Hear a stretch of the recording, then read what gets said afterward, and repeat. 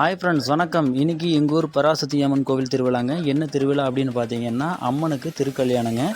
ஆமாங்க, என்ன நிகழ்வு நடந்தது அப்படிங்கிறத பார்க்கலாம் வாங்க.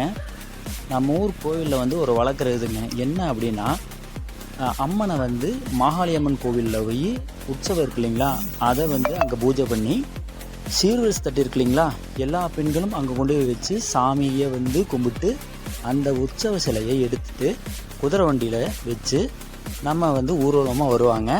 சீர்வரிசை வந்து பின்னாடி வந்து லைனாக எல்லா பெண்களும் வந்து கொண்டு வருவாங்க. அப்படி தான் நடைமுறைப்படுத்தி கொண்டு வந்துட்டு இருந்தாங்க. நேராக அம்மன் கோவிலுக்கு வந்துட்டாங்க. வந்ததுக்கப்புறம் என்ன பண்ணாங்க அப்படின்னா, நம்ம கம்பம் இருக்கு இல்லைங்களா, கம்பத்தை சுற்றி குதிரையை வர வச்சு அங்கிருந்து அம்மன் சிலையை வந்து கொண்டு வந்திருந்தாங்க இல்லைங்களா உற்சவத்தை, அதை எடுத்து நேராக அம்மன் சன்னதிக்குள்ளே கொண்டு போய் வச்சு பூஜை பண்ணதுக்கப்புறம் தாங்க நம்மளுக்கு திருக்கல்யாண நிகழ்வை வந்து ஆரம்பிக்கிறாங்க. என்ன பண்ணுறாங்க அப்படின்னா, பெண்கள் எல்லாமே அந்த சீர்வரிசை தட்டி இருக்கு இல்லைங்களா, அதையெல்லாமே திருக்கல்யாண இடத்துல கொண்டு போய் எல்லாம் வச்சுருவாங்க. அதுக்கப்புறம் பார்த்திங்கன்னா, நம்ம பூசாரி இருக்கார் இல்லைங்களா, அவர் வந்து யாகசாலை இருக்கு இல்லைங்களா, அதை வந்து நம்மளுக்கு தீபாராதனை காட்டி ஆரம்பிக்கிறாருங்க. ஆரம்பித்ததுக்கப்புறமா ஒவ்வொரு நிகழ்வாக நடந்துக்கிட்டு இருந்ததுங்க. அதுக்கப்புறம் பார்த்திங்கன்னா, அம்மனுக்கு திருக்கல்யாணம் நடந்ததுங்க. திருக்கல்யாணத்துக்கு எல்லாம் சிறப்பாக சூப்பராக பண்ணியிருந்தாங்க.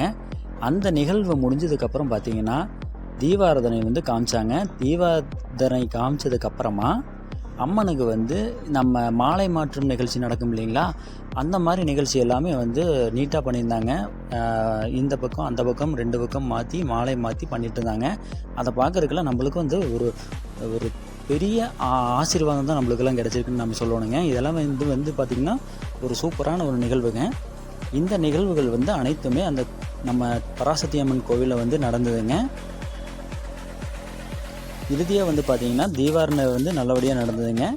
இதே மாதிரி உங்கள் ஊரில் பக்கத்தில் என்ன நிகழ்வு நடந்தது அப்படின்றத கமெண்ட் பாக்ஸில் கமெண்ட் பண்ணுங்கள்.